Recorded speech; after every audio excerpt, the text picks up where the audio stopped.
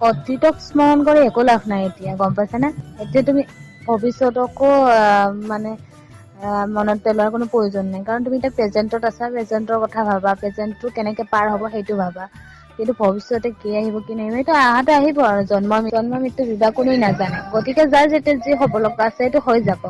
আৰু ভগৱানো ইমান নিষ্ঠুৰ নহয় যে কাৰোবাক ইমান মানে হেৰি কৰিব। মোৰ ভগৱানৰ ওপৰত পুৰা বিশ্বাস আছে, কাৰণ যোৱাটো গ'লে তুমি কি ভুল কৰিছিলা, কি ভাল কৰিছিলা সেইটো মনত পেলাই এতিয়া কি হ'ব সেইটো ভাবিব দৰকাৰ নাই। এতিয়া ভাবাচোন তুমি ধুনীয়া লাইফ এটা কটাই আছো, তুমি দুখখিনি পাহৰি যোৱা, সুখখিনি লোৱা। যিখিনি সুখ পাইছিলা সেইখিনি কথা ভাবা।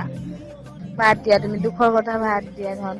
এইবিলাক দুখ তুমিয়েতো কৈছিলা ন, দুখক মানে কি টেনচন ল'বৰ কাৰণে নহয় দিবৰ কাৰণে। গতিকে দুখটো আৰু আহে চবৰ লাইফতে আহে। আৰু লাইফটোতো সেইয়ে না, ঘাট প্ৰতিঘাট সকলো আহে।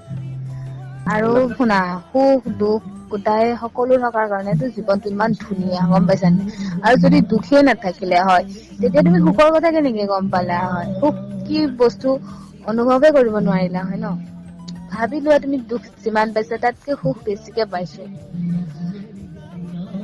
আৰু লাইফটোত কি পোৱা নাই তুমি? সকলোখিনি পাইছা ন? গতিকে আৰু উতকা কথা ভাবি একো লাভ নাই। বহুত বস্তু হেৰুৱাবা, বহুত বস্তু পাবা। আৰু যি হেৰুৱাইছা সেইবিলাক আকৌ পুনৰ পাবা। হয়তো তাতকে বেছি ভাল পাবা। কিন্তু সেই কথা ভাবি তুমি মন বেয়া কৰিব একো নালাগে।